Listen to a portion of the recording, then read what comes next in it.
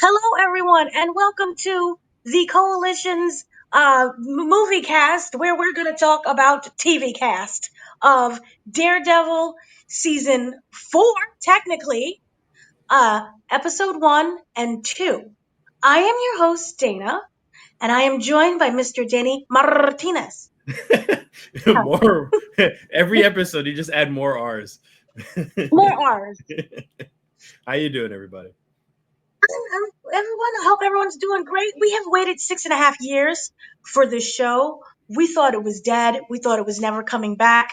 Then when we heard it was coming back, we got little tiny pieces. We got little Daredevil in Spider-Man. We got little uh uh uh uh uh oh my god, I'm blinking. Iron Fist. I said Iron Fist. Oh my god. I am blinking. Wilson Fisk in Echo and Hawkeye. So we got twice the Wilson Fisk. We got Daredevil also in She-Hulk, which, was something. We got a little bit of Daredevil in Echo as well, that fight scene. Oh yeah. So we got little sprinkles of it, but this is like the official TV show that has been years in the making. It originally was something completely different that was, so god awful that they had to rip up the scripts and start anew. Foggy and the lovely Karen wasn't even involved. It was probably just the essence of a Daredevil. It was probably more like Daredevil Jr. But whatever happened for a reason because it was so god awful. Kevin Feige marched into the offices and said, "Not on my watch," and ripped up everything and they started anew and people came back. So, when you first put this on, when you heard those opening credits, when you saw the Daredevil, what were your thoughts? Cool costume. I like the design when they showed him off. Mhm. I mean, the intro stuff that doesn't really get me hyped up, especially with how chill and melodramatic it is. But the intro was something to talk about. The fight scene and the drama and the talking and everything, and the twist that happens pretty much 10 minutes into the show. Kind of upset about it, but we'll see where this goes because I guess spoilers. I mean, Foggy Spoiler. dies, and Yeah. but I keep hearing that Foggy is gonna come back in season two. So I don't know if that means flashbacks. Most likely just flashbacks, or maybe they're gonna throw some comic book logic at us and he gets resurrected, or maybe he faked his death, or God knows what. So we'll see. So we could just jump into that because there's a huge theory about what happened and about what's really popping off. So, kind of start off with the whole episode. We're back in Hell's Kitchen, 51st Street and 10th Avenue, which I was like, home. I went to school right in that area. I'm home. You haven't been in New York City for like many, many years, but I'm pretty sure that Uh, you know. I mean, I visit. I'll visit every year or two or something like that. But every time I go, it changes so much. So it's always, I always feel like I've. It's been decades since I visit New York, even though it's every couple of years. So me growing up there, born and raised for 30 years and 35 years, and then uh, yeah, my wife, she gets upset every time we watch anything that takes place in New York. So this includes Daredevil, because anytime they show certain things, I'll be like, I know exactly where that is. I know exactly where they go, and I know where they walk, and I know that building, I know that street. So it's a nice feeling. Okay. Well, as someone who's still here in New York City, I don't abandon my cities. Okay. Whatever. Um, this was just so refreshing, and I love the fact that we're actually back in the neighborhood. It's great to see, Wilson Fisk and Daredevil and so many other things, but that is not their home. Queens is not their home. San Francisco's not their home. Wherever the heck Echo was is not their home. New York City is their home, so it's just lovely to see that environment. And of course, we're right introduced to Karen Page and Foggy Nelson, which, as I stated before, was not originally in this series. And so we finally get that back. We get that like nostalgic feeling. And they even talk about nostalgia. We're nostalgic for the past, but everything is changing. And with this series, things have changed. Marriages are no longer as close as they used to be. People are dead. Some people are alive. Businesses change. We finally got what was it? The Karen Nelson Murdoch, Matt Murdock firm which was lovely. That was from the final season 3, where they was like, let's do a film together. So that finally came together.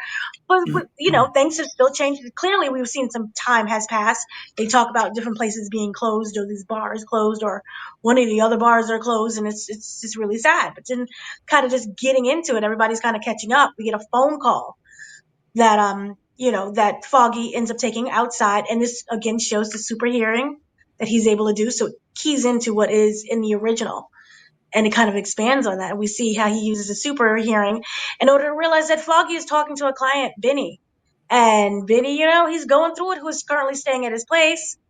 And, everything seems to be okay-ish. He feels that his life is being threatened. He's a little bit worried. But, he's trying to say, hey, it's not that serious. And he keeps calling again. And it's like, it is that serious. The man's life is being threatened. But then it gets even worse, where it's all a distraction. So that Poindexter Bullseye. come in, bullseye, and bullseye that eye right onto Foggy in his heart. What did you think about the death of Foggy? Well, first off, his Bullseye's intro was pretty cool. I like Yeah. the little throwback that he killed a fly like just in passing with a paperclip, and that's a callback Mm-hmm. to Colin Farrell's Bullseye when he with the end credits and stuff when he kills a fly with a paperclip. I think it was a paperclip or a needle or something. But very cool. It felt very much more comic bookish, and that's a good thing because it's very much like they really showcase like his powers, even though they're not powers, but they're his skills. Pretty much never missing anything, and he's just like ricocheting stuff off when he's fighting Daredevil, and of course Daredevil. He's just like the perfect arch nemesis for Bullseye because he can see all of it coming, so he misses him all the time. But yeah, I didn't expect when he's on that rooftop that he was actually going to pull it off because I had an inkling feeling that they were going to kill off either him or Karen or both because they didn't want him on the show in the first place. So I thought that's what was going to happen. I didn't think it was going to happen so soon, and it was very well done. I think I forget the actress's name, the one who plays Karen. Uh, Deborah Deborah Ann and Woll. Yeah, yeah, yeah. she did such a good job emotionally while she's like holding on to Foggy's like wound and trying to put some pressure on her, and she's just dying inside, just trying to keep him alive while shit's going on in the roof. So it was very very emotional first 10 minutes. Yeah, I have to completely agree. It was incredibly emotional. It kind of hits us with like the good feels, and then they killed him, and it just completely destroys us.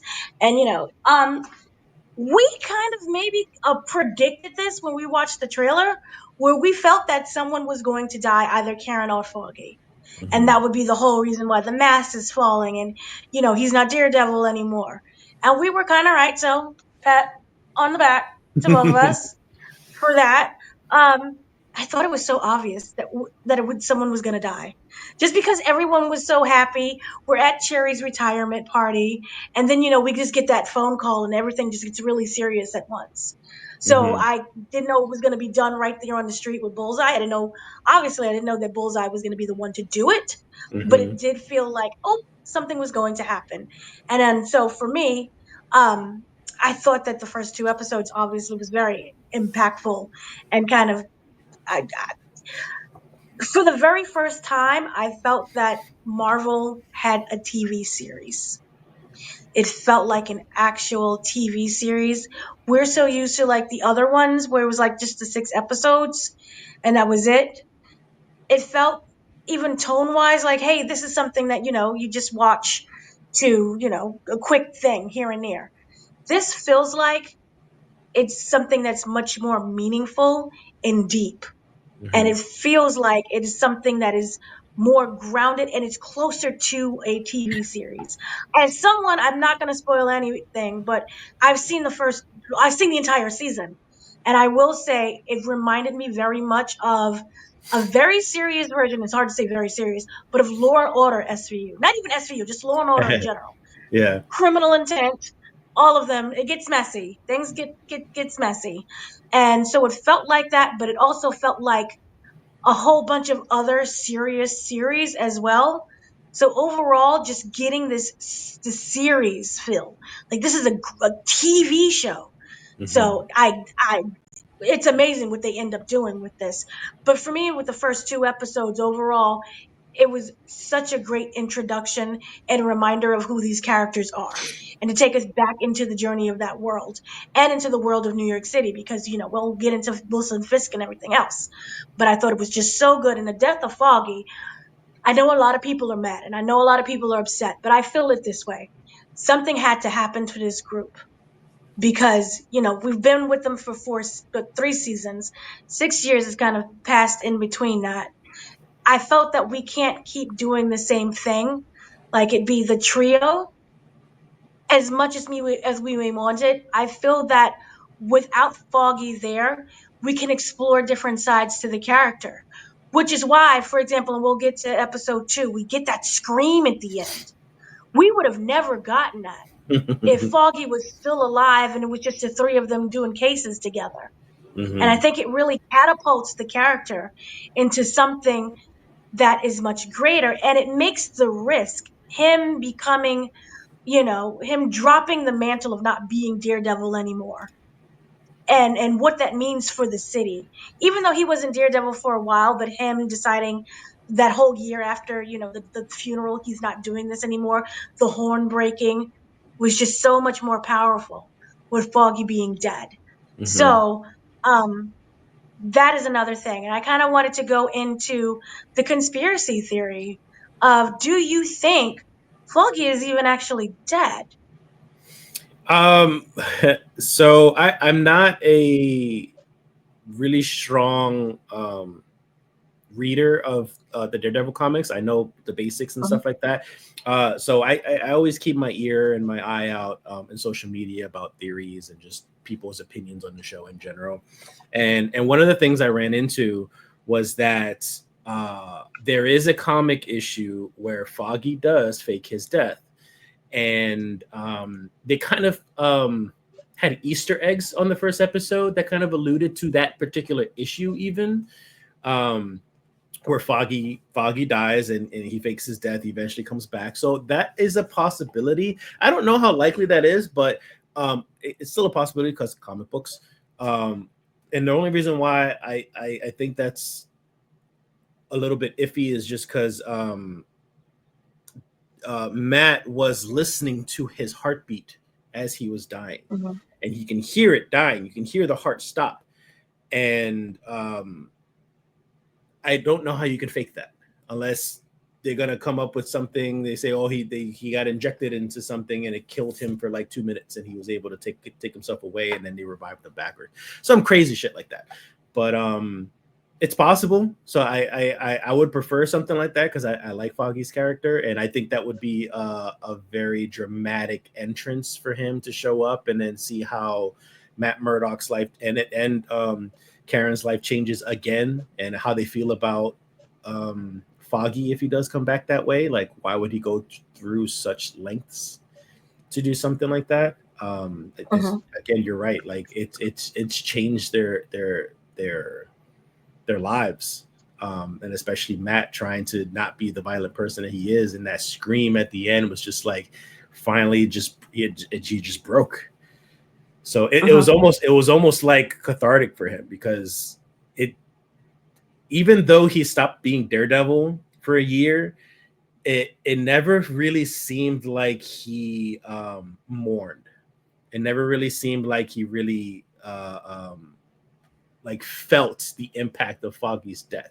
It was more so of just him trying to like keep everything together, keep everything the same. As he was talking with Karen in the courthouse, he was like trying to just like, I don't want you to go. Can we talk a little bit? Can we have some coffee? It's almost like he was just trying to hold on to what he already had, so there's no more change, so everything could kind of stay normal. And then I think that was like that breaking point of just like, things are different. Right. I am very mixed upon this. Because what they stated, and I really wish that Marvel would just shut up. because they should have never revealed that he would be in season 2. We don't know if that's Yeah, him as in present or him as in a past, flashbacks. We've dealt a lot with characters in flashbacks before. And I just kind of wish that sometimes when you have a good thing going, just don't talk. And I think the reason why they talked is because they're scared of losing the audience. they have And that if you same lose, issue that WWE has. Whenever they announce PLEs, they always announce Mhm. spoilers, like this wrestler is coming back after X amount of years, or this wrestler right. is, gonna have a feud with this person or whatever. It's just like, Hmm. give us a surprise, give us something to talk about, and not just Right. spoiled. Like how great would Doctor Strange and the Multiverse of Madness have been had we not known the whole X-Men situation? Yeah, imagine Xavier walking on in. Yeah. Imagine. And when we hear that music and everyone would have lost it naturally, Hmm. that would have been amazing. But yeah, for me, Marvel talks too much. I will say that I'm on the fence of whether or not I want him back and in what Hmm. capacity. Now, what you're referring to is right here. This is the scene of the Easter egg. 468. Yep. We're at the yeah. So we're at the address of Nelson Murdock and Page, which is a law firm. Now, if you see on the, I don't know which side it would be for you, but for me, it's the right hand side Same. where it says 468. That goes to comic book Daredevil 468, which is the secret life of Foggy Nelson, where he faked his own death and he's ended up in protective custody. Now, the reason why I say that this is important because one, you don't just drop Easter eggs like that, knowing that your fans are such eagle eyes when it comes to Easter eggs and know every darn thing about comic books. Another thing is this: was when we get into the courtroom scene. After the courtroom scene, we have Karen Page who ends up talking to Matt, who gives him the horn.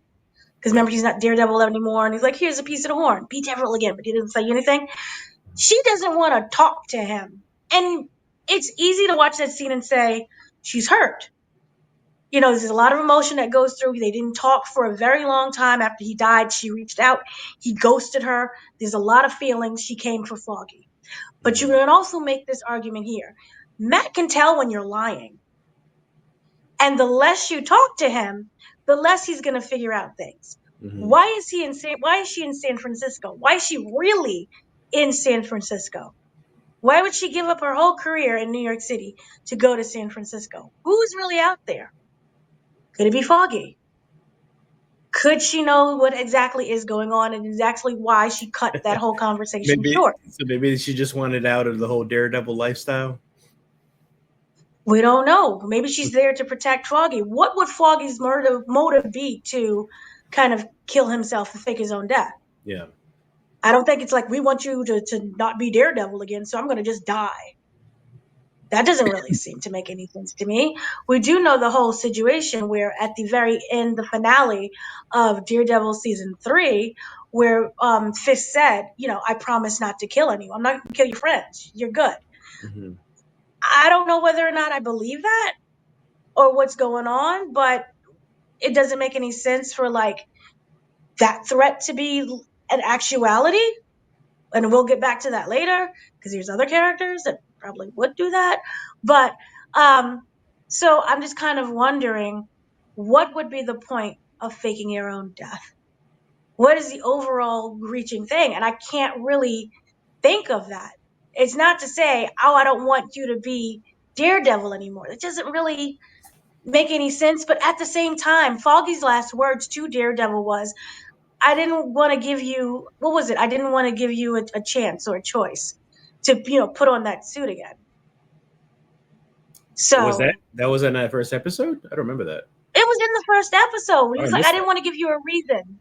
He was Okay. like, oh, why didn't you tell me? And then he remember he ran down the street and went to go change into Daredevil stuff. And Hmm. he's like, I didn't want to give you a reason. But it just nothing just really makes sense. And then to go like how the whole heartbeat situation was so emotional because as he's fighting, you can hear the heartbeat and he's checking in to see if you can hear the heartbeat. Hmm. And yes, there are medications that you can inject yourself with that slows the heartbeat down. It makes it seem like you're actually dead.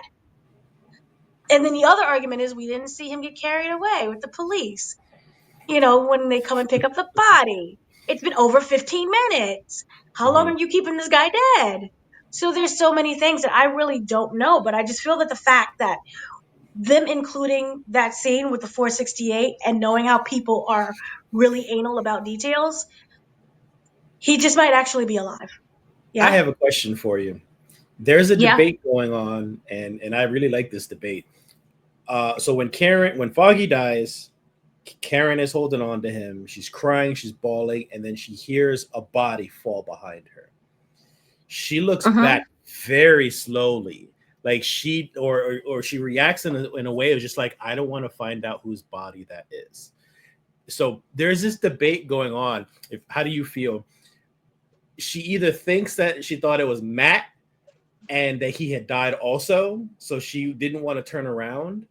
But then when she did Mm-hmm. turn around, she noticed it was Bullseye, and she was a little bit relieved, but she was also still in shock because maybe her reaction was, "Oh my God, Matt finally snapped and killed somebody," because we all know his rule is no killing. So Right. there's this debate on whether like Karen didn't want to look back because she thought it was Matt, or didn't want to look back because Matt had finally killed someone.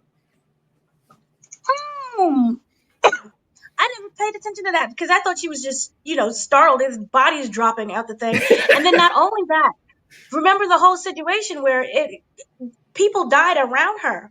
Yeah. Bullseye killed like, what was it, 5, 10 people? So it Mm-hmm. wasn't just like a direct hit and then I'm gonna go on my way. He murdered everyone almost in that bar and up the stairs in the Mm-hmm. apartments. So yeah, I thought that it was more of when the body dropped and she didn't want to turn around. She would have. I thought that it was more of she just didn't know in general. But if you can make the argument that it was Matt, I don't think that she would have thought that it was Matt. I think she was just in such a shock and panic that it could have been Bullseye. No, I I don't know. really think that she thought, she was thinking, "Oh my God, Matt finally did it," and she wanted to look back in confirmation of just like, "Yeah, Matt finally did it." Like he tried to kill. I mean, obviously he failed at killing Bullseye, but that was his thought. He literally, it looked like he didn't even hesitate. He just tossed them off as soon as Mm-hmm. Foggy's heartbeat stopped. He was pissed. So like that was a breaking point for him too, and I think Karen kind of saw that. Yeah, yeah, I completely agree. It was such a sudden and horrific death, even though we didn't see like, the whole body fall, like that close up. We just Mm-hmm. saw it in a distance. Mm-hmm. It was so brutal Mm-hmm. to just, throw someone off of a building like that. And like just a careless, like, boop motion. Um, yeah, I really think that, it, I'm so stuck because it's like in that moment she would just be in a panic, just in general, like, oh my God, what else is falling? Yeah, What else is happening next? that's fair. Because Yeah. she was fighting for her life too. She pulled out the gun too. And Mm-hmm. everything kind of happened so quickly with him getting shot. She's immediately trying to keep him alive. She's covered in blood. He's dead. People around her is dead. There's a body that just dropped. So I didn't even think that she was thinking about Matt or Bullseye at that point. I think she was so zoned in that the body dropping kind of snapped her out of it. Mm-hmm. So that would be just my thing. It was neither. It was just like a snap to reality situation. So I don't That's I fair. don't know. That's But fair. it's I'm trying. I'm trying. But yeah. So I don't know whether or not Foggy is alive or he's gonna be like past alive. I really wish that sometimes characters would just stay dead. We know that Marvel likes to bring back characters that were dead and Variants. bring them back to life. Huh? Now they got these variants. You could easily replace them. Yeah, do not variant this show. Please do not variant this. And do not Agatha all along it. Oh my God. That angered me so much that they brought her back. I'm like, why? Let her stay dead and her learn from her consequences and like she's dead. But they just brought her back and it's gonna just be annoying and I hate everything about that. But kind of Mm-hmm. moving on, one of the big main components that really stuck out to me was the fighting style. Where we got to, the whole bullseye and instead of going down because the original series, when they had the hallway scene, it was a hallway scene and then the staircase, but they were going down. Yeah. This one is there sitting up in order to obviously get to the roof, which is obviously much more difficult to kind of film and throwing different knives at each other. Daredevil got stabbed like 50 times within this whole thing, So many and knives he's in his fighting body. so many knives. And I love like there's an asthma, like both of them are just having asthma attacks in between each fight. He's like, wait, I can't stand. Give me a minute. Here's another knife. The poor neighbors are coming out of their apartment, which is like, who does that? It's see, this is a white neighborhood because it was the black and I think the Hispanical part. They'd have just kept their doors closed. Like, oh no, something's happening. Stay inside. But they're like, hey, hello, what's going on out there? So they're all dead too, the neighbors. What was your thoughts on this fighting style? Well, you actually make a couple of good points with that fighting stuff. So cinematically, it looked Mm-hmm. amazing. Like the whole one shot and the camera panning back, and they're just following, going up the stairs, and every now and then catching a breath and kind of just throwing something at each other real quick, and then moving back up again. I didn't like the actual fighting. Well, once they started like climbing up the stairs, sorry, I didn't like the actual fighting then because it was so slow, and it was just them catching their breaths. Like it was a couple of like and then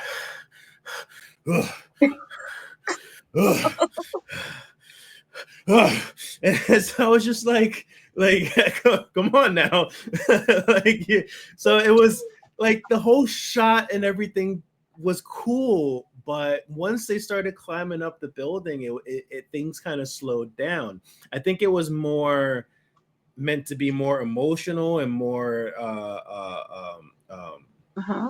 I don't know how to even put it, but I guess just more tense. It wasn't meant to be like cool fighting scenes. It was meant to be like it's Bullseye and Daredevil again, and it's supposed to be tense and their hatred for each other. So it was just them bashing on each other. Yeah, but by the time they got to like the the the the seventh floor or whatever it was, like freaking Matt had like 6 or 7 freaking knives sticking out of him. How he's still just a regular human being. How he's still able to do this, I don't know. But again, comic books, so it is what it is. But like this dude looks like a pincushion and he's still going. So the fight itself was okay. It was more of just like a tense scene that was really well done. And cinematically it was well done, but like the fight itself was just like, all right, come on now, y'all climbing the same flight of stairs over and over and over again. Let's just get to the roof already. What? And that's when it gets good. It gets emotional. He's like asking Bullseye, like, why did you do this? Why are you here? And Bullseye is just pats him on the back and it's just like, But see, what I loved about it was just how realistic it was. Because it's again, you're going up the stairs, which is way more cardio output than it is down the stairs. yeah. And those hallways are narrow, and there's knives going everywhere, so you have to do arm distance of how much you're going to stab each other. So I thought it was just incredibly realistic, and everyone's having asthma attack. It worked for me, and Also, it is that it's been what repetitiveness. six, Yep. 7 years since the last season? Has it been? 6.5. So like, yeah, they're older. Like they're not gonna be in Exactly. as better shape as they were back then. They're old. And then of course, and then also not just the staircase part. Remember when he came through the window and they're fighting, and you Mm-hmm. see all those bodies just randomly drop, and the smoke is everywhere. I Mm-hmm. thought that looked so good, Mm-hmm. cinematography wise. Mm-hmm. That was just gorgeous, and them following them up the stairs. It worked so well for me. I was like, this was the moment where I'm like, oh, we're back. And then he just yeeted him off the building. I'm like, oh, we're really back. I think for me, maybe I guess they were, in my point of view, they were just trying to uh, bring back that same feeling we had from that old season's fight scene. Like, and I think Mm-hmm. they tried, and for me, they kind of failed. Like, I'm not saying it was a bad scene. I'm just saying that they're trying to reenact pretty much the same feeling that we had before in that other long combat scene from which I don't know which season that was. Third season, second season, I don't know. But First season. I feel like they were just trying to bring back that feeling, and I was just like, no, it's been done. They're just going up the stairs instead of down the stairs. So I think I don't know. I think it could have been the fighting itself could have been done better. Emotionally and cinematically, I think it was done perfectly fine. What did you want? Like kung fu fighting, But that's what Daredevil Matrix is. style building That's climbing? what Daredevil is. He's flipping and jumping all around the place, and he's like, twirling his Where is thing he flipping and everywhere. jumping in a narrow staircase? You And can still, continue to say it's unrealistic. You've lived in New York City. You know what those narrow staircases are. yeah, of It's course, a tenement building.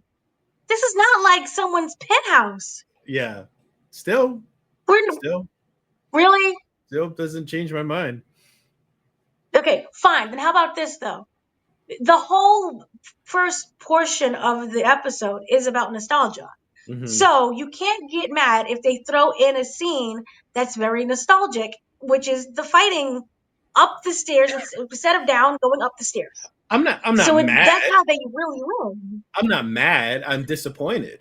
I'm just disappointed that they would try it, and I didn't exhibit the same feeling I had as before. It was more of just like, oh, they're old. They're not moving that much. They're moving up the stairs, and it's just like, oh, okay. It was almost like watching that last John Wick movie, because like that last John Wick movie was an amazing movie. I would watch it again and again and again. But you can see Keanu Reeves' age. You can see that he does not move the same way in the original John Wick movies. So it was almost like that same feeling when they were going up those stairs. It was just like, ooh, like they're not moving like they used to. Criminalizing people because they old. Oh my God. Ah, you suck. I thought it was wonderful. But yeah, so then we have to talk about the return of Vanessa, which is coupled with the return of Kingpin. Vanessa technically kind of never went anywhere. She was by his side from the very end, especially in the finale. And because of Kingpin's long journey of getting shot in the face, by the way, and other things happening to him, and him deciding, I want to become a better person, and I miss my Vanessa. It's my Vanessa. I'm coming home to you. She has kind of been running the business. And we kind of see her with this introduction of the tracksuit mafia, which is from Hawkeye, which I hated with all of my heart and my soul. Well, in the They're in comics, this, that's but they're like a Kingpin's less gang. So it still Kingpin's game, fits. but they're like less dumb. They're like a Yes. smarter version. So, I do appreciate that part. It seems like they come from Staten Island instead of New Jersey. So there's a little bit more intelligence to Staten Island business system. Sorry to anyone from Staten Island. But yeah, so we see that she's basically run the entire business and she's in the warehouse. We know that she got her money from being an art dealer. Whether or not she acquired that art legally is another question. But she has used her business smarts in order to run Fisk's business while he was away getting shot and recovering and recuperating and deciding, I want to be a mayor. So, what did you think of not just her dynamic, but the fact that he just kind of his entire introduction to, him walking in? Well, first we have that one egg and asparagus, which is disgusting breakfast. Very I don't know weird. if that like would bougie people. Yeah, I You think know that's what they what? were aiming for. It That they goes were with the just weight aiming for how loss. bougie he is.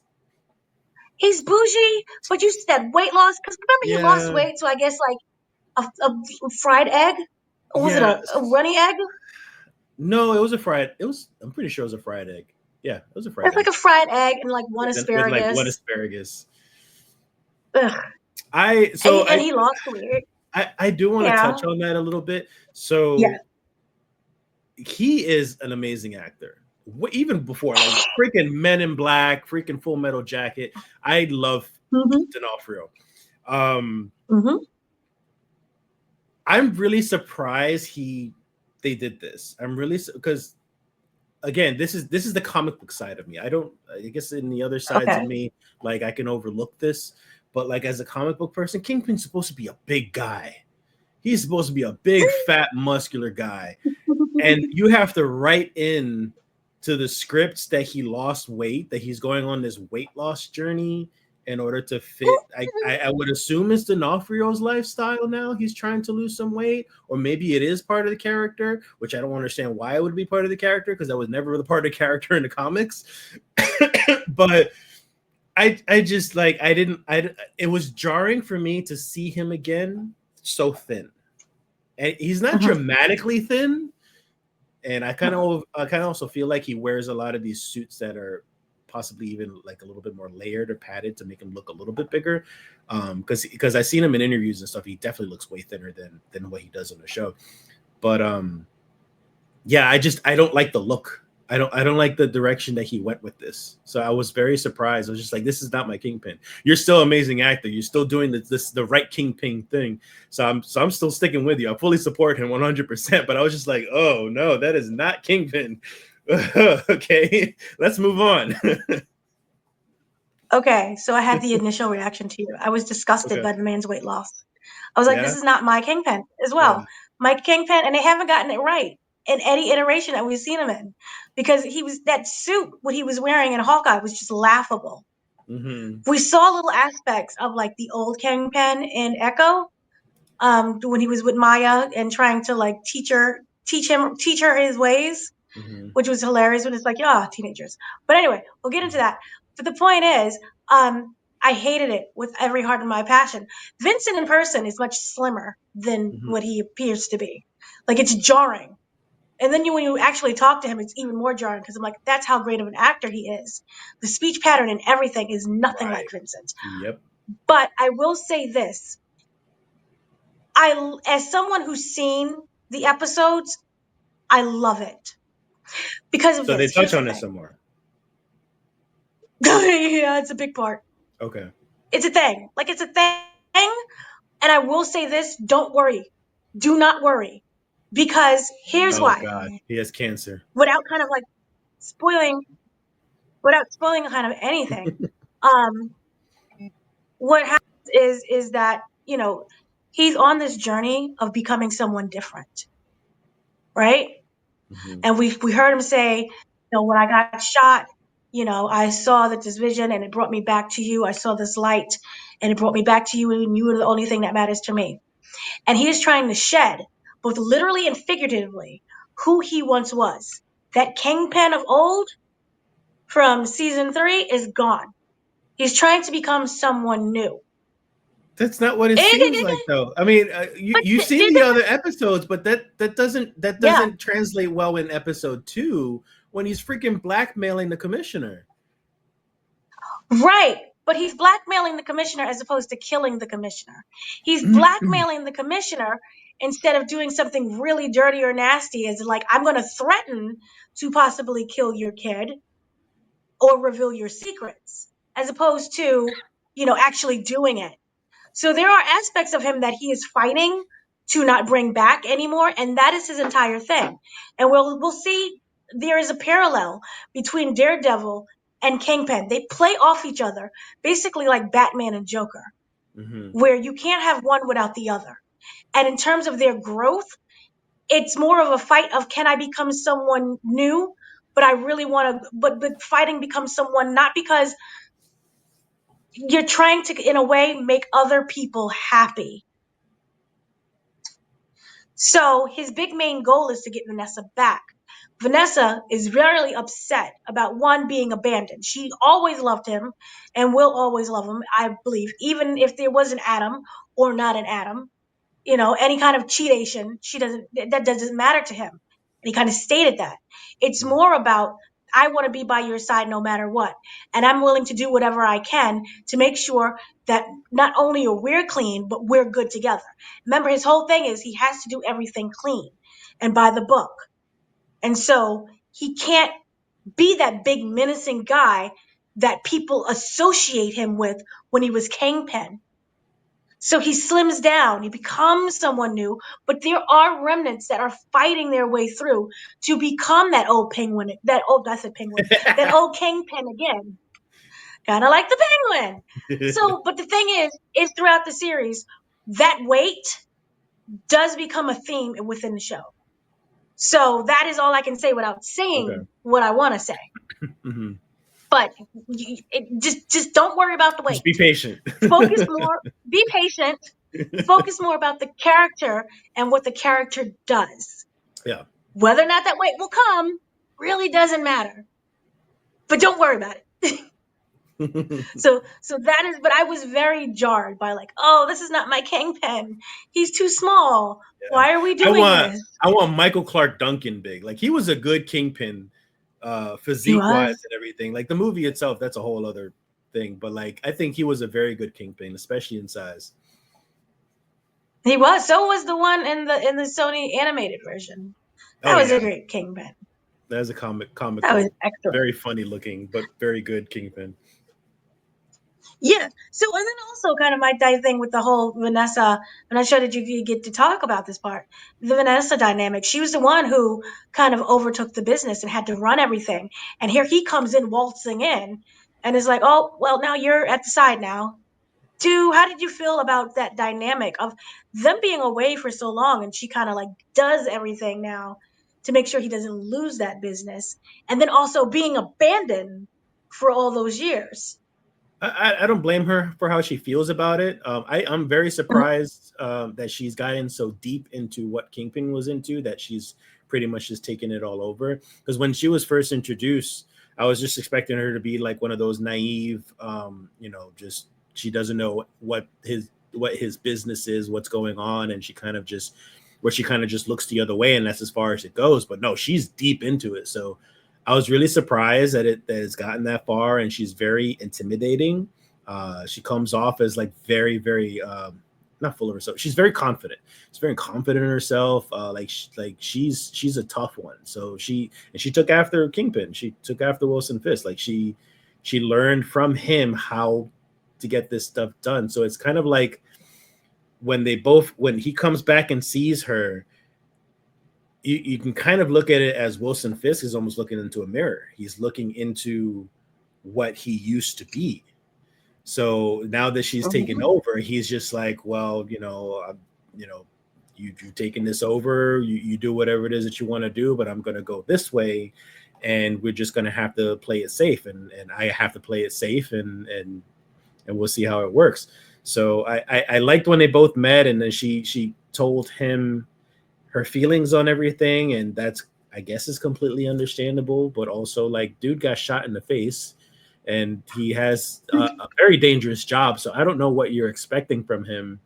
Like, he's not going to be around forever or be around every single day for that matter. Like, he's got a crazy job. So maybe give him a little bit of leeway there. Come on now, like. So it is what it is, but it was good. I think the most important part about all of it is just that Wilson is looking at a mirror image of him and his position of power in the criminal organization, and but he's still trying to hold on to his love, like his the love of his life, and I'm sure he probably just feels like she's slipping away from him, especially because she's messing with somebody else. But yeah, it was good. Yeah. It was a good emotional meetup. Aw, see, now I'm like really touched because this was like she is his best creation. Mm-hmm. Aw, I'm like poetic. But yeah, no, I was. Here's the thing. I was kind of really surprised that there wasn't that loving kind of reunion. It was Yeah, more of a it's very disgust. cool. Like it was very cold. You didn't tell me that you was coming. I have business to do. I've been taking care of everything. But I love that dynamic because it makes it so realistic. It's not this lovey-dovey, everything is back to normal that we know of with from the original series where they were together and she was holding him as Daredevil was like beating him down. So instead you have this literal space in between each other, in between these two characters, and they're trying to find their way back. But there is so much kind of animosity on her side because he's like, "Hey, I'm back," but I'm him, kind of understanding later on what it meant for him to be away from her and have zero communication. It was like, oh, it was jarring because I didn't expect for him to ever ghost her. Period. I always thought she would be by his bedside, thick and thin, nursing him back to health. Here's my blood for a transfusion, anything that you need, I'm there. But to see that not happen was really interesting. She put the business first because Mm-hmm. she was being abandoned. And in the midst of him being abandoned, this is kind of where I wish they would have showed us a little bit more in between what happened with him getting shot and him now, because we only got like him getting shot and him wanting to run for mayor. There's a lot that happened in between those scenes. of the rehabilitation and him kind of leaving everyone aside and seeing the light, literally. So I kind of wish they would have focused on that, but it was really jarring in such a good way to see that that connection is just not there, because people in like marriages, you come together and sometimes you grow apart. And the whole point is to come back together again. So now we wonder whether or not their marriage can survive this series, this first, season. We don't know. And it could be a very strong possibility that she walks away and takes the entire business Mm-hmm. and he just becomes mayor. Mm-hmm. Or there's also a possibility where they can become that power couple together. So we just don't know, which is why I love it. It's magical. So what we also have is the use of New York City and its citizens. What did you think of the BB report and how it's used that way? BB report. The BB report, the entire sequence of what do you think of Wilson Fisk Oh, running with as Wilson Fisk mayor running for mayor. Yeah, yeah. and BB, who was the daughter of Ben Urich, who was murdered by Fisk? Oh, yeah. I so I think I think it was a smart move to do something like that throughout the both episodes, because it resonates with what's going on right now. Like the world right now for the past couple of years has been very politically charged, very much either pro or con Trump, or pro Biden or pro whatever it might be. So there's a lot of like people saying I'm yay for this guy, nay for this guy. So I think that kind of like I think that was kind of the emotion that they were trying to give with those interviews, of just like the people talking about being yay for Wilson, even though he used to be a felon, and then nay for Wilson because he used to be a felon, and they don't trust him, or they do trust him. He's trying to change, or he's trying to make the city better. He's a no nonsense guy that he's trying to like be strong arm the city and clean up the city and this and that. Or maybe the other people are just like, no, he's a criminal, he can't be trusted, yada yada. So I think it was very well done. That absolutely just reminded me of the politics that goes on in real life. So yay for Marvel for doing that. Yeah, no, it reminded me kind of exactly what you said. It reminded me of, that kind of street reporting and getting the people's opinions of what matters, because everything in Daredevil does have an impact on their lives. Even if you go back to like anything, just in general, like the Avengers fighting in New York City and like Mhm. buildings falling down and everything else, it impacts their lives. So it's great to finally get an opinion of the people who actually live there. And of course, we're dealing with the whole, which, people who are on Wilson Fisk's side and people who are against Wilson Fisk's side. It kind of reminded me in a way of Spider-Man No Way Home. Was it the one before No Way Home? But anyway, remember when people were divided? When it was like, it Over, was Peter yes, Parker. murdering Mysterio. Right. Yeah. Yeah, murdering yeah. So it kind of like involved it and had, Peter Parker was right, or, Peter, he was wrong. And I really like that. We're getting the opinion of the people, and it truly matters. And it kind of shapes kind of the mayoral run in a way, and also the overall topic, which we'll get onto, about vigilantes. So Hmm. I loved that.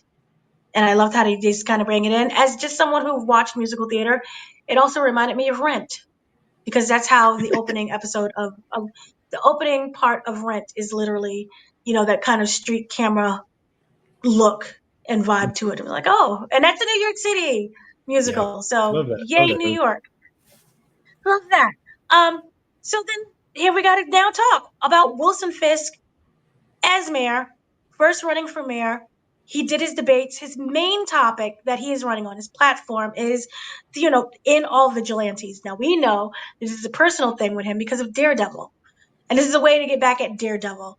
But New York City as a whole is being overrun by vigilantes. We have White Tiger. We have the mention of Punisher. We have the mention of Spider-Man. And I'm like, Peter Parker, at this case, I'm thinking timeline wise, is when he's just now getting started as being regular Peter Parker again. Basically Spider-Man, because people don't know that he's Peter Parker. Right. This was after the whole Doctor Strange Who's situation. Peter Parker? So who's Peter Parker? So, just Spider-Man running around in his little bargain basement clothes, His his little underoos. homemade mask that we had. So, he's like, how did I get into this? He's just minding his own business. But they Mhm. know of him. he's swinging around. No, we're not going to get him in this show. And we're not going to get him in any show because, the executive producer and one of the We don't head of need a Marvel we don't need a Television said, Sony war. you're right, they don't need a zoning board. They do not have the rights. I got excited. I was like, oh, is he going to be in there? Because we saw like the trailer and he was like, Peter, he was Spider-Man. I was like, oh, because we know the Punisher's in there. No. So sadness. But yeah, so what did you think of his mayoral run? We all know who they're mimicking. For me, it was like a combination of Donald Trump and Eric Adams, who sucks. Yeah, yeah, yeah. For those who don't know, he is a former mayor now, right, of New York. He's still the mayor. Still a mayor. He's Okay. still the mayor, the very corrupt mayor of New York City, who Yeah. is being bribed and threatened with jail by Donald Trump. So Yeah. there was zero confidence in him, and New York City hates him with every heart. I think the vigilante stuff Mhm. has been it's technically has been done before, because they talked about it with the Sokovia Accord type of thing, registering superheroes, and which are technically still vigilantes, and they made it a law pretty much. So I kind of feel like that's already been done, but I understand Wilson Fisk's motivation on it because he's thinking more streetwise in just New York or New York City. So I'm curious. I'm still curious about what his intentions are, how he's going to go about this. Like, are they going to be more of like a martial law type of thing with vigilantes? Is it going to be very bureaucratic? Like, how are they going to do this? So I'm still very curious of what his how do you say his not intentions, how he's going to go about bringing on this law or stop vigilantism in general. So yeah, I still like the idea. I just think it's been done before though. Okay, I can respect that. But I will say this, it is dark and it gets dark. Mm, And that says a lot for Marvel in general. But okay. it does get dark and becomes really realistic. And the thing is about vigilantes is we know that Daredevil has been gone for some time and other people have to take up the mantle for it. One of the biggest things that I wondered, I always questioned was, is this Daredevil's fault? Because you decided to abandon New York City for your own personal reasons, other people have to step up to the plate. And there's a lot of consequences to those actions that end up happening.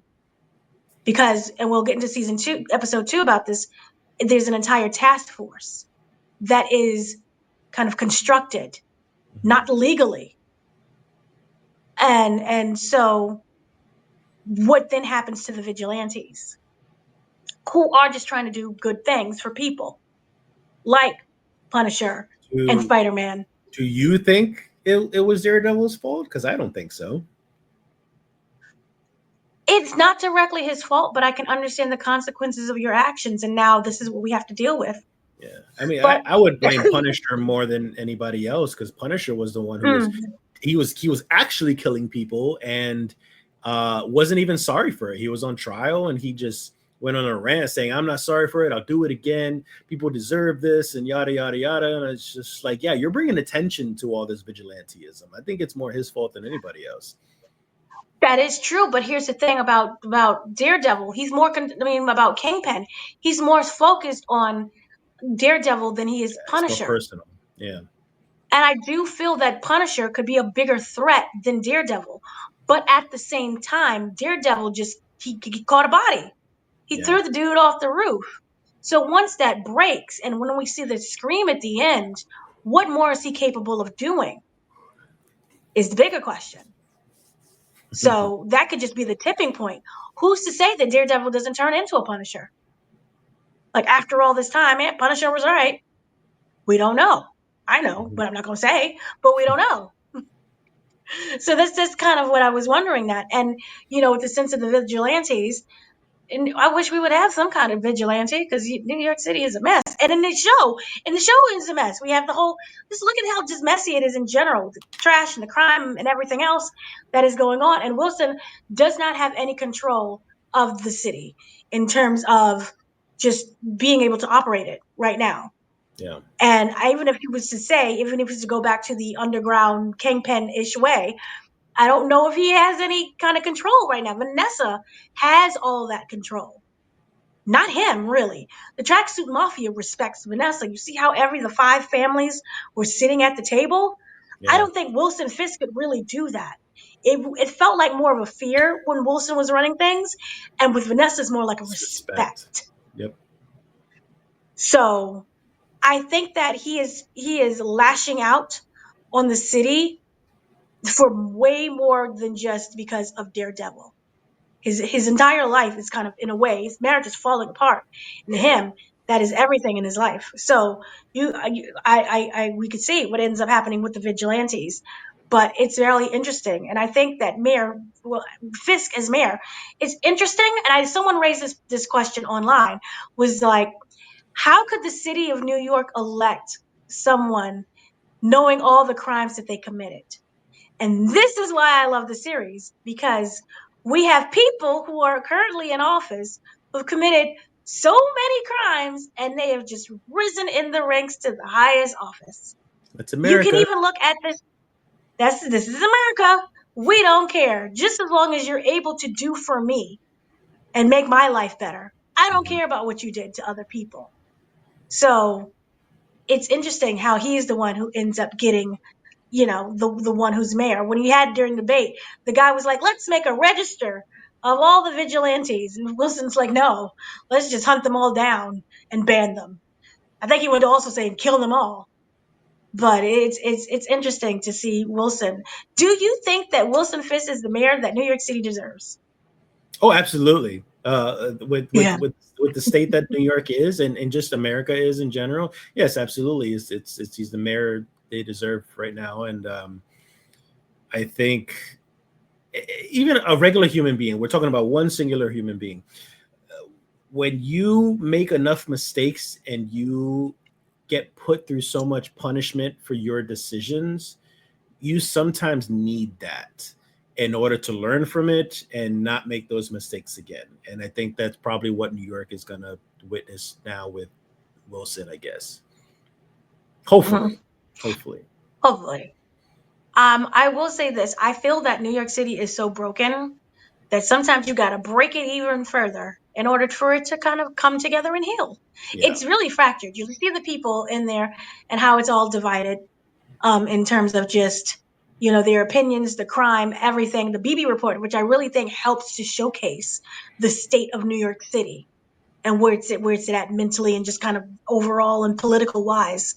So I really love that, how they're bringing that together to weave that in. I do feel that sometimes you need a tragedy such as Wilson Fisk being the mayor in order for people to fight back. Hmm. You have these little small groups of vigilantes running around, but when people start to overall, you look out for each other more so than just these little vigilantes, a lot can be done with the city and with themselves to better their lives. So I'm really looking forward to how they end up doing this. And if you ban vigilantes and you put in this police force that clearly, Fisk is thinking, let's give the police back the jobs. We've seen so far how corruption is still corrupt, and the police force, you can argue, is we'll get into this with the tattoos. They're just as corrupt as well. So who's really protecting the city Hmm. at the end of the day? It makes me wonder Hey, about that. So, yeah. let, let me ask you something about that because you, without spoiling anything, obviously for the other episodes, but are they that when I saw the tattoo, I feel like they were touching. For those who don't know what I'm talking about, so like when Matt Murdock at the end of season episode 2, he's fighting the guys, the cops, and you see a mark of the Punisher, pretty much Punisher. Yeah. tattoo on the wrist, and it just reminds me of quite a while back, somewhere between 5 to 10 years, the police force were wearing Punisher shirts. This was real life. Mm-hmm. They were wearing Mm-hmm. Punisher shirts and claiming that this is their symbol for their justice. And even like Marvel made comments, the creator of the Punisher made comments that were just like, this is not what that's meant for. This is not for you. This is for the people. It's not for the police force.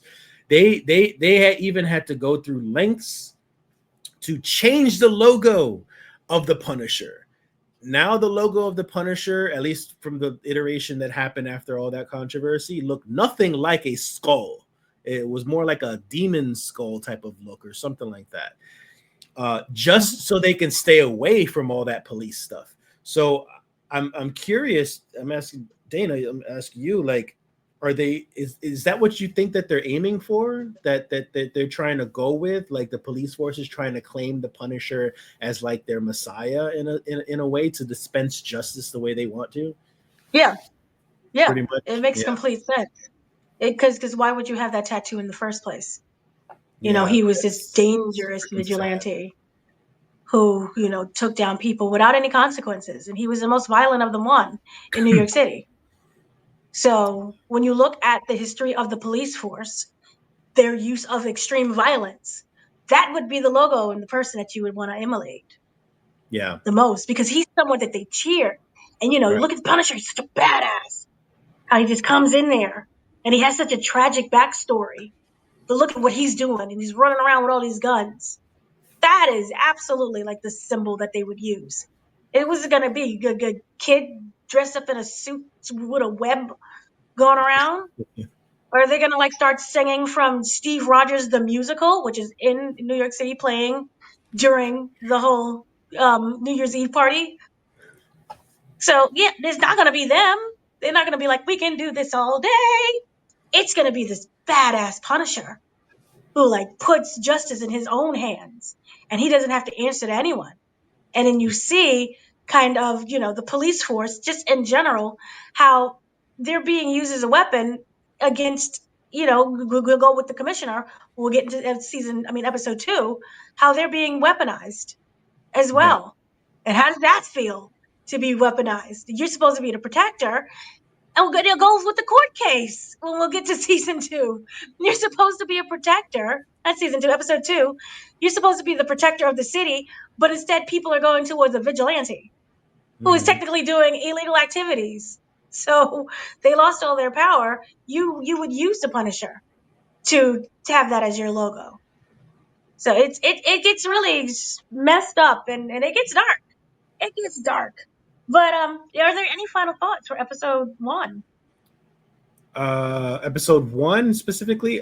Actually, yeah, another thing about social media stuff, I need to just tell people this, like, stop bitching about the CGI, please. The CGI is not that big of a deal. Like, people are actually complaining about the CGI of this show, and I don't think it's that bad for a TV show. Like, it's a TV show. It's not this high production movie that's in theaters. This is a TV show that's meant to it's supposed to make you feel emotional. It's supposed to be about the story and the characters, not about how cool Daredevil looks while he's flying around New York. Like, that should be an afterthought in the whole thing. So I don't understand people's gripes on the CGI stuff, but I think it's just fine the way it is. I don't know why this is like your primary reason why you don't want to watch the show or why you want to bash it. And trust me, that is really nothing to even be concerned about. You don't even think about that once you get to the rest of the episodes. And I think Yeah. that's kind of like the only 2 bad shots of CGI anyway. Like, if you want to hate on the show because you don't like the characters or because you think the story is stupid or the writing or whatever, then I feel like that's more valid than you complaining about CGI. Uh-huh. Yeah, no, there's really nothing to complain about. It's perfectly fine. Everyone will be fine. Trust me, it's fine. So yeah, that is kind of our wrap about episode 1 of everything that kind of what happened. So kind of going into episode 2, what were your overall thoughts on this episode? It kind of focused on the White Tiger introduction, which I was like, oh, this is Danny's man. Yeah, more Latino representation, which is nice.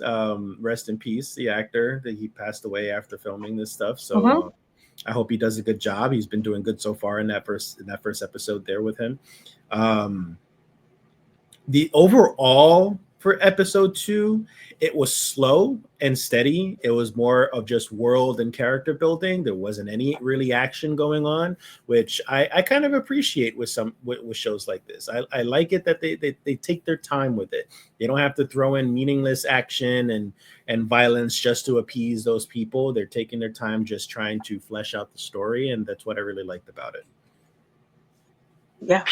Yeah, no, episode 2 was actually really good. We get more into the different characters and we get into the White Tiger situation, which is the overall reason as to how we end up with the vigilante storyline in terms of, are vigilantes good or bad and what they actually represent. So I really did love this episode as well. And I like the slow growth because, again, this feels more like a TV show as something Right. that is a rushed 6-episode thing where we have to, here's this happen, there's a big fight, and then, special effects.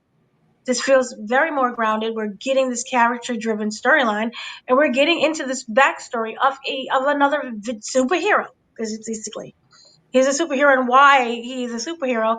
And also it goes into the intertangled web of the police force and what's really going on. So kind of just jumping into this, White Tiger, you have the introduction of Hector Ayala. Could Mm-hmm. be pronouncing that wrong, Nope, but it's good. yep. No, yay. Okay. So the introduction of Hector Ayala, where he is coming down 100. I was like, oh, look at the block. I take that subway train. So he's coming down the stairs of 168th Street. He ends up seeing a man being harassed and physically attacked by the police. He tries to break it up. He does not have his amulet. He does not have a suit. He's just a regular man at this point. He tries to break it up. He ends up in a physical altercation with the police. One of the cops ends up during the fight. They trip over him and it slams directly into an oncoming train. He dies. The other cop reveals himself. They were both undercover. He reveals himself as a police officer and he's arrested for the murder of this man where he said that he was pushed. They also lie and say, hey, there is no witness. So right away we know something is fishy and that they're lying. And when Daredevil meets him, he's not really on his case. He's for someone else. And he overhears the conversation of basically the police forcing him into trying to sign a confession and beating him up. So what did you think of kind of his introduction? And he's not White Tiger that we know, but just a regular man trying to break up a Yeah, fight that yeah. he He probably wasn't never he did. wasn't in costume. He was a regular guy. Nobody knows he's White Tiger. At least, Mhm. right? I'm pretty sure that was the case. No. So yeah, it was a good introduction. I think it was a good way to bring him in, and he was just trying to help as I would assume any person should or would, because I really like that look. I'm very surprised that when Matt talks to him, he mentions he wasn't wearing a suit and he wasn't wearing his amulet. Well, it's just like, oh, so is the amulet magic like it's supposed to in the comics? So I was just like, oh, Mhm. they're actually going that route. They're actually going more comic booky.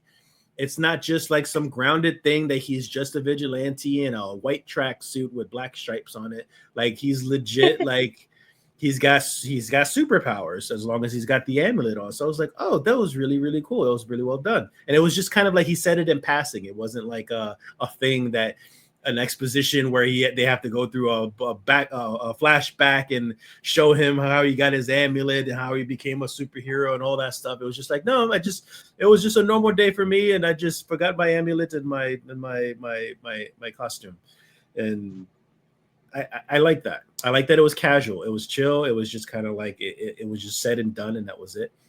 So that whole intro stuff was really, really good for me. I liked it a lot. Yeah, I kind of agree with you too. We don't need a backstory for everything. Yeah. So I like that. And then also kind of if you watched What If, I forgot which episode it was, but it was about also an amulet. It wasn't White Tiger, but it was in relation to how it does connect to White Tiger. There was an amulet that was in one of those episodes in the final What If Vaguely remember. seasons. Yeah. I can't remember that Vaguely. order. Yeah, vaguely. It was the one with Red Hood. The one I kept saying with Red Hood. Oh, yeah. Remember, I didn't see that episode. Well, I saw that episode, but I wasn't paying attention to the episode. I ADD'd that entire time. We talked about that, No, and I had mentioned we talked about it. I barely paid attention to the episode at all because I wasn't into it. Yeah, but we did talk about it. But the point Yeah. is that we do have that, and I just love that they just kind of jumped into that and kind of instead of explaining backstories and everything else. But here's the part. Another thing, we technically got him as White Tiger in the first episode because there was a TV that was playing Yeah, he was fighting. that showed him, in a store fighting off the criminals. So we know what that looks like, and Hmm. we've seen him in the suit. We've seen him with the power. It's just you have to pay attention to the little details in the back, which I love because it makes you focus even more on the show. Hmm. So we have that aspect that I absolutely loved about that. And I love how they just showed him as a regular man. I wonder this. I feel like the big argument is why would he do that? Why would he stop a fight, not knowing the situation, now knowing what was really going on? And, do you feel that he was right in that way to break up a fight? And then now look at him and we can't find the guy who the fight was broken up after? I think me and you both know this. As a typical New Yorker, we mind our business. I don't think either one of us would have ever done anything. I think a lot of people would never have done anything. So it says a lot to him as his character to not care whether he's in costume or not, to do the right Mm-hmm. thing. And I think that's what he was thinking. And I think that's a way that Matt Murdock could kind of look at himself and say, like, maybe he should be doing the right thing when he's not in costume, you know? I know he's blind and he's trying to play a character. He's trying to be undercover, but sometimes you just got to do the right thing. And I think that's what Ayala did. And yeah, I think he was absolutely right to do it.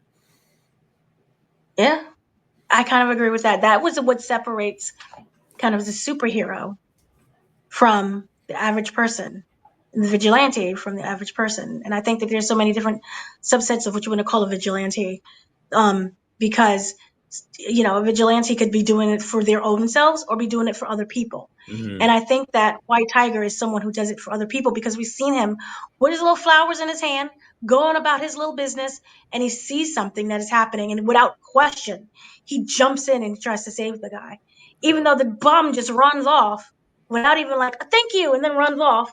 Nothing. He just runs off like Mm-hmm. But we don't know what's really going on. We don't know what's really happening. But we do know that these police officers are not just your average police officers. These are a little scummy, and it kind of makes you wonder what is going on. And this ends up being a much bigger story than just a vigilante, in a fight. So, kind of getting back into that a little bit later, we have with the whole situation of the police commissioner Gallio and the police force who do not like Wilson Fisk for very obvious reasons. Of all the times that he has fought with the police, he's killed police officers. And Gallo being like, I don't want anything to do with you. I'm packing up my desk and I'm taking my people with me. So what did you think of not just the scene of the at the funeral scene of you have some nerve being here, but him threatening to leave and Punisher being like, hold on now, we'll see. Oh, What are your thoughts? not punish. You mean Fisk? Not Punisher. I meant Fisk. Fisk. Sorry. Okay. I think the commissioner's got balls, knowing what Kingpin is capable of, regardless if he thinks he's reformed or not. Like, he's got some balls, like, approaching him that way. So I give him props for that. I would not have walked up to that man that way at all. Um, that's what I was thinking this whole time in the funeral scene. I was just thinking, like, dude, you're talking to him like that, and then like Wilson probably just grabs him by the head and just crushes it. Like, he's capable of doing that to you right now, and you're talking to him this way, but he's not. So yeah, he's got some balls. And then the scene after that when he goes into Fisk's office and he's just like, yeah, I quit and I'm taking my team with me, and he gets blackmailed afterwards. But he's got some balls doing that too. Like, he's just walking in and it's just Kingpin and some random guy and him, and he's just like, you ain't gonna do anything. You're not gonna do anything. We quit. And then obviously we know the story. Wilson kind of blackmails him, so he's like, all right, I'll stay. And what did he say? Something about, I guess, the consequences, or just you'll The see what consequences of his happens. actions was like he gets nothing. Yeah, No like, expanded police I force. don't, I No don't understand money. that at all. What his like expectations were with that scene, but like, he's still got the balls to do it. That was well done. So I'm hoping that because we know now what the commissioner's attitude is towards Fisk, that we're going to see more of that, which will cause more tension. Maybe finally piss Fisk off and kind of like make him snap or something. Who knows? But it was good to cause some tension. But none of this would have happened. I thought this was I was like, oh, this is gonna be really great because he has no power because everyone Mhm. hates him because he's been a menace to New York City for like all Yeah, these years he did say and that. He was killing just like, people. I don't understand how you can go from like the underground kingpin of New York and have all this power and now you have none. Like how do you go how do you why do you want to lose power? Why would you bring yourself down in position like this? But it feels like that's the thrill of it. That makes it even more exciting because it's like, okay, I've been at the top. What does the top look like from a different side? And so Hmm. he's literally starting from the bottom of people hating him and to Hmm. see whether or not he can rise in the ranks using what he's known in the streets. Hmm. Because everything that he's used, that he's gotten, even with the police commissioner, that blackmail, the bribery. Also, we'll get into BB, the usage of BB as basically being, someone that's whisper in his ear certain things and to manipulate people's emotion. The same thing applies. So you really look at it, they're both, whether you want to deal with politics or the criminal activity world, they're the same thing. So I love how they're mirroring that. But the police commissioner really thought, he was like, I'm gonna leave and you get nothing. They're like, well, you have a whole son that no one knows about. Hmm. You just a hoe in the streets. I'm gonna tell everybody, and your marriage is gonna just I be over with. I like the way he did it too. Like he was just casually talking about a cheesecake and he was just like, "Hey, look at the logo." No, it was a Hint, sandwich. hint. It was It was a the cheesesteak because he the. was talking about Philly Oh, I cheesesteaks. thought you said cheesecake. Oh no, cheesesteak. Sorry, maybe I did say Oh, cheesecake, but yeah, cheesesteak. Sorry. So like, yeah, and he just flips up the logo. He was just like, yeah, it's from this place right here. Hint, hint. Picture, picture. I was just like, oh, this is a Wilson Fisk I know. and see, he didn't have to kill anyone. He's Yet, using his noggin. yet. Yet we will see, because um. But also, we have to talk about the use of BB. BB is back. BB is back because of Daniel Blake, who, by the way, that's James Gandolfino's boy. That's his son. Uh huh. He looks like him. Oh So yeah. you have BB, she's feeding him information. But my question is, do you think that we can trust BB? Does BB have an ulterior motive? Because her uncle is dead. She knows her uncle's dead. Do you think she knows who killed her uncle? Is she feeding Wilson for just, I want power too? Or is it something more? It could be personal. I don't think I have enough information to really develop an opinion, but it could be personal. It could be possible Okay. she knows more than she's supposed to, and it could be personal. So it runs deeper than just doing her job, pretty much. But I don't think I've seen enough to really know one way or the other. Because we know that BB's is a part. She's like very popular. I'm going to Yeah. assume YouTuber. I don't know, TikToker. Uh, Street reporter. yeah. She doesn't have like her own, like she's not on national television, but she's like new media, Sometimes being on and social she's media is better than being on national television. exactly because we all know that legacy media is dying. You Yeah. got to get on a TikTok so you can use that way. So it does work, but it's really interesting that they would make her. I thought she would just be on the sidelines in terms of here's like this the feel of the city, but she's actually a character, a fleshed out character who's going to be involved, feeding information to Wilson Fisk. And remember, he's like, I like that girl.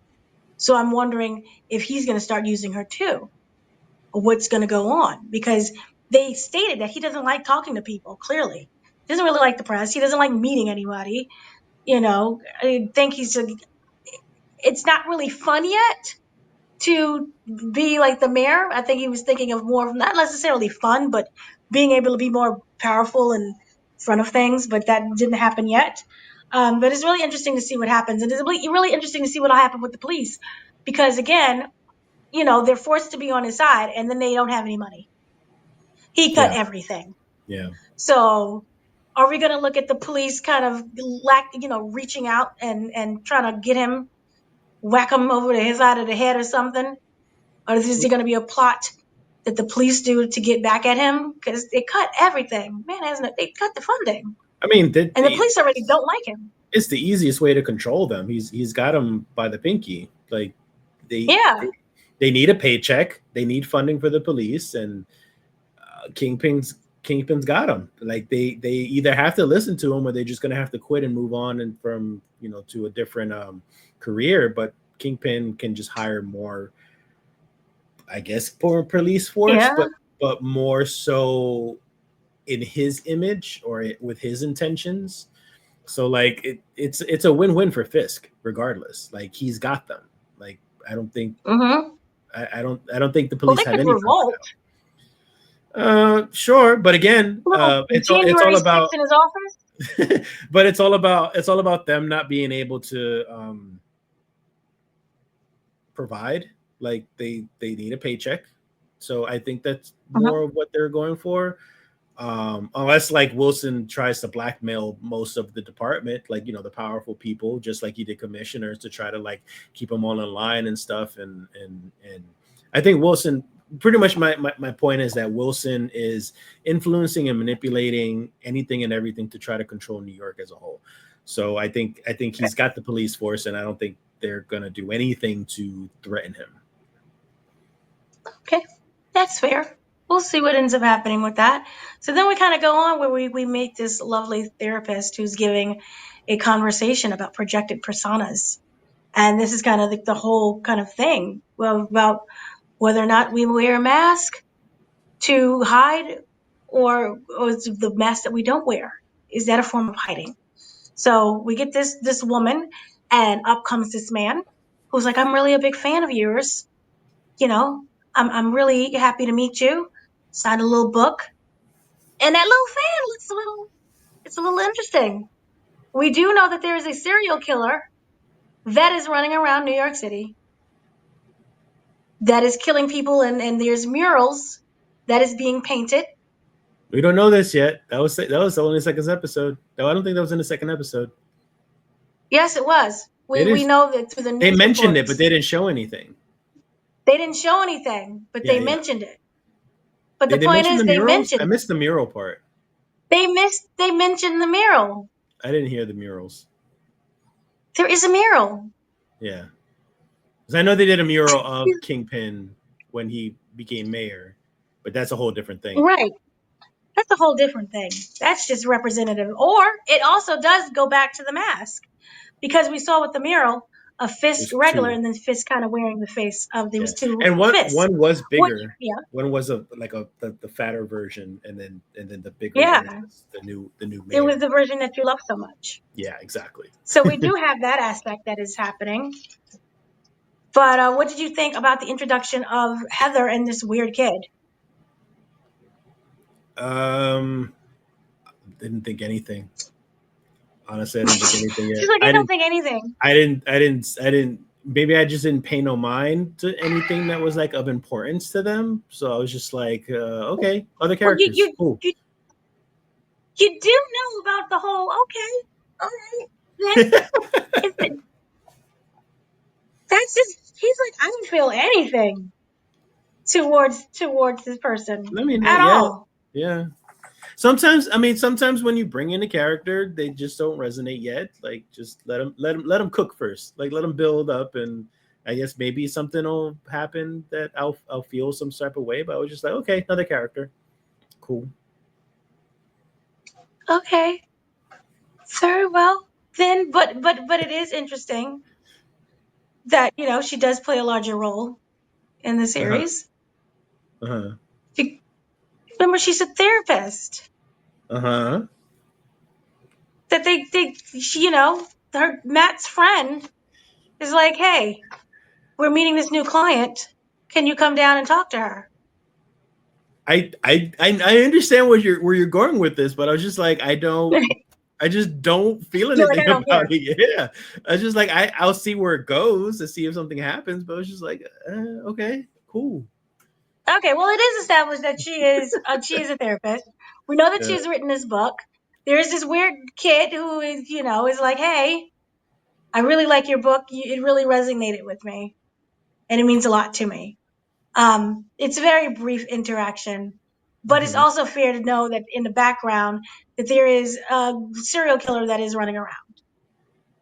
So her book is about wearing a mask and vigilantes, and sure, with not necessarily just all about Daredevil, but there's other people that wear a mask as well, and whether or not they're really hiding or they're being their own selves, and how that comes into play. And then later on, we're further introduced with her character because, Matt's friend is like, hey, it's been a year since that whole situation happened. Also, it's been longer than that because the whole Karen, you broke up with Karen. I'm going to set you up on his date. Of course, she doesn't say that. She tricks him into thinking Yeah. that there's a new client that wants to be, that we want to talk to. Yeah. And so we end up meeting what is the therapist, and she thinks that it's like, hey, he's a guy coming in for therapy. And he thinks that, hey, it's the girl who wants to date me.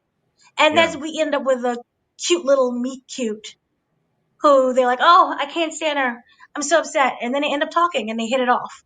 I So there feel is new like love. Yeah. I feel like that you're alluding to, because now that like you got my gears turning about like maybe I should be paying attention to her more than I should have. The way you're making Yeah, it you sound like, kind of should. are you trying to like hint at me that like possibly she has some connection with Muse, or that she is Muse or something like that? Like, because that would make sense, I guess, and that would be a great twist.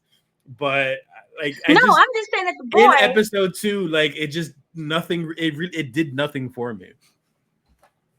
Okay, well, the fact that we have a new love triangle, a love situation, and it's not Karen, because Mm-hmm. Karen was like, bye, here's a piece of the Daredevil mask, but I'm going to leave now. Bye.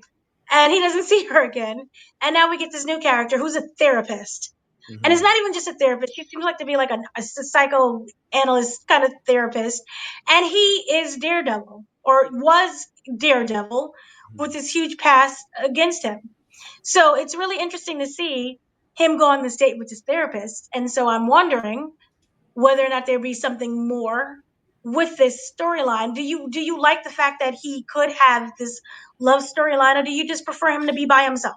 I'm really, really, really tired of this superhero love interest trope of just like you find a new love Oh, interest and then like it just never works out because I can't balance the superhero and the human aspect of myself. You know, they do it with Spider-Man, they do it with Batman, they do it with I mean Superman, he's a little bit more lucky. He's always had Lois Lane pretty much. But like I'm just over that. Like I don't care about the love interests anymore. If it turns out that she's more involved in the story than she's made out to be, then cool, great for the story. But like the whole love interest stuff is just, I'm so tired of that trope. I'm so uninterested with it. she is not a throwaway character. I will say Mm, that. okay. She is involved in the situationship. Yeah. So there is that. She's in the comic books. So there is that. I'm trying to tread really lightly here. But yeah, at first I was kind of upset because I don't like love interest in my stories. Um, I just like it as it is. But the fact that it is a therapist can raise a lot of questions. Can he be honest with her? Will she actually judge him? Can we get to, the more layers and whether or not he goes back into being Daredevil? And what does that mean if he is dating her? And would she be more understanding, being that she is a therapist, if he does reveal himself to be Daredevil and they can have that open relationship with like, hey, I gotta stop, I don't know, Wilson Fisk again. Or there's a cat stuck in the tree. I'm gonna be late for dinner and she doesn't throw a fit. And that's So it that's will one be of those interesting. tropes. That's one of those tropes also that they like to do a lot, is that they'll introduce a love interest and plot twist. She ends up being involved with the villain, or she is the villain, or something like that. So it's just like I'm just tired of those cliches. So it's just that's why she just didn't interest me yet. Like, I mean, if it does turn out that she's involved deeply into it, more so than I think she is, and great for the story and all that, but I'm just I'm just personally tired of the love interest thing. She could have just like even like Elektra, for example. Like he fell in love with Elektra, and then she turned out to be part of the Hand, and then she was kind of a villain, but kind of a love interest still, and they couldn't like stop touching each other and stuff like that. Like it's just it's just I don't like those parts of the stories anymore. It's the same thing over and over and over again. So give me something new. Just give me more Okay. Fisk and Daredevil, and or just make her a love Yeah. interest and then that's it. Just a love interest and that's it. That's all it is. And yeah, maybe he opens up to her and she accepts it and they live happily ever after. That'll be something new for once. Well, I like the aspect of her being a therapist because there's so many ways that this can Psychological. go, and Yeah. the fact that everyone is an adult, and this feels like an adult show. So I don't think it's going to be like, nitpicky. Why are you leaving me? You don't spend any time with me. We could go that way because they're adults and she's used to talking, so we can finally have a relationship where everyone is communicative. Maybe. So that is Maybe. like the only thing that I was like positive about. I just don't like love stories in my shows, but that Mm-hmm. could be like the guiding light and the factor of it. What did you think about the whole pothole situation? Was that a stunt? Well, it wasn't a stunt, but did you feel that was interesting? Yeah. Just No, that was fill the really hole. that was really good. Like that was it really shows how manipulative and how charismatic Fisk is as a person. That even he doesn't even need to be like threatening in some way. He's just very assertive. And that's the way he came off. Like he's with his advisor and his advisor is advising him and he's like, no, screw you. I'm going to go and do this because I want to do this. And he goes out the freaking limousine or car, or whatever it was. And he's like, hey, you fill that pothole. We need to get going. The people need to get going. We need to fix and clean up the city. And the constructions guy's like, no, we can't do that. There's a lot of red tape. It's not that easy. He's like, no, I'm telling you, it's approved. Do it now. And he's like, okay. And it just gets done and that's the Fisk that we know, and I think that was a great way for him to show that he doesn't need these people to achieve what he wants to achieve. It could all be done by himself because that's how like just great he is in a sense. That's how good he is, like how charismatic and how imposing he can be. Yeah, no, I completely agree with that aspect. I thought it was really well done. I thought at first I'm like, is this a setup?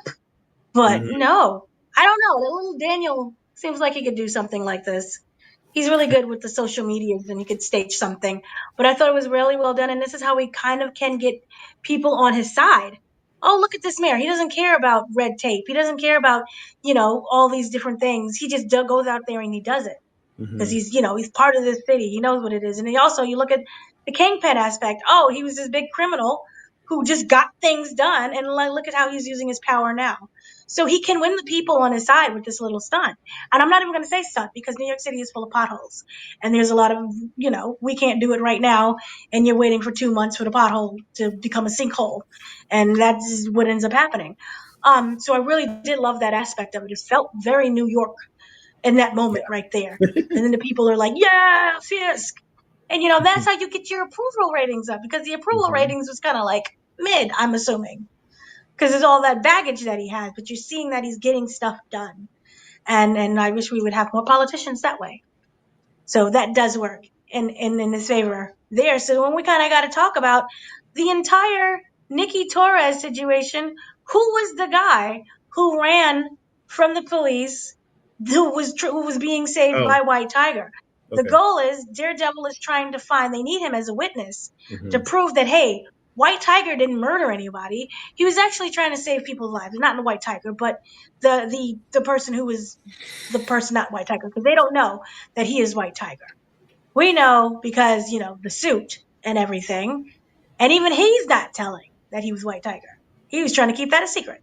But the Mm-hmm. point is, we need this witness, Nikki Torres. Now you would think, hey, this witness is in maybe some little trouble and he's just hiding because he just doesn't want to get involved with anything, or he's a little scared, he doesn't want to testify. Who wants to testify in general? But you have the entire police force that's there. It's not just one random cop. You have the entire police force that he feels that is, a threat to him. And it does feel like they can kill him. And they are going to kill him, as we saw with the ending of this episode. Very much so that they're ready to do that. And this is how we're introduced with the police wearing the Punisher logo. So this is not your regular police. This is feels like a much different corrupted side of the police force. Daredevil discovers that, the location of the guy through his super hearing, because it's not his super seeing. Through his super hearing, he's able to distinguish the sounds and follow this man to his apartment and find out where he's at. And tries to come and get him to rescue and calls Cherry. Hey, we gotta go. I need you to pick this guy up. And this is when we discover the whole Officer Powell and other officers that want him to die. And he realizes that his case is actually much bigger than what it is. So what did Mm-hmm. you think of that sequence and that fight? No hallways, just an apartment. Mm-hmm. That was a way better scene. Like I mentioned before, this whole episode was more of just world and character building. It was all story, so you don't see a lot of action going on. So when this actually happened, I was like, oh yeah, we're gonna get something good. So Matt trying to be as civil as possible, and the cops weren't having it. So he just went Daredevil on them pretty much and messed them up. And what's funny is that after it was all done, like I'm enjoying the fight scene for what it is and it's all happening. And then as soon as Matt screams and just like kind of like he's just like, this is not what I wanted to do. This is not like the person I wanted to be. Like he just gives that scream. That's when it clicks in my head. I was like, oh, that's right. He's not supposed to do this. He's been trying to avoid being Daredevil for a long time, and like he's just snapped right now. So that kind of hit me a little bit harder. I was just like, oh, he's mad at himself right now. So that was really, really cool.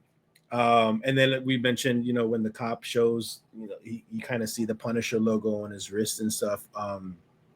That question that I had for you is pretty much what my immediate thoughts were. I was just like, oh, they're probably going that route of just like these guys are being like vigilante cops in a sense and kind of looking at the Punisher as like their messiah or mentor, I guess you can say, or whatever you want to think of it as. So they see him as more of a means for good. So yeah, that one scene in the apartment did a lot for me for that episode. Drops the man on his neck. He's not dead, he's paralyzed. Yeah. Yeah, I loved that scene, and I love the fact that, Nikki was like, I don't know you. I'm not going anywhere. And then he saw the Ain't going cops. anywhere. Bye. Jumped out the window. No, I absolutely love that. And, it does make you wonder what is going on. The police came to kill him. So that is even more interesting part of the story. And how this is also, ends up involving White Tiger, and does he just get blamed for everything going on? This is supposed to be a little tiny case that I thought was going to happen, and it ends up exploding into something that is much bigger than that. We get this police force, and then we get the involvement of Punisher. And my thing is, you keep, using the Punisher's name. You don't want the guy to come for You you. don't want that attention. You don't want that attention, and they want all the attention. And I'm just like, why? What's going on? But yeah, I really like that. And I like the fact that, they just thought he was just this blind man, and they was going to kill him. I was like, oh, we're getting dark. And so he didn't have a choice. It wasn't like, I choose to do this. He was going to die. And he Mm-hmm. kept saying, please don't do this. And they looked at him as like basically a nobody, and we're going to kill you anyway. So I kind of forgive him for that. It was unfortunate, but anytime someone decides that they're going to kill you, it's okay to let out that rage and to be that person you don't want to be. It's not It's his all fault, self really. defense. He was just trying to, exactly, he was trying to protect his client, and that was it. So, yeah, I really like that scene. And then the scene itself, the fight scene, was incredibly brutal. And the sound department needs all the awards because all that crunching and snapping and Oof. breaking, they did such a great job. Yeah. Because the use of the refrigerator, and the By camera the way, movements. I do know with the Foleys, I've seen Foley clips before. When you hear bones break, they Mhm. like to do celery.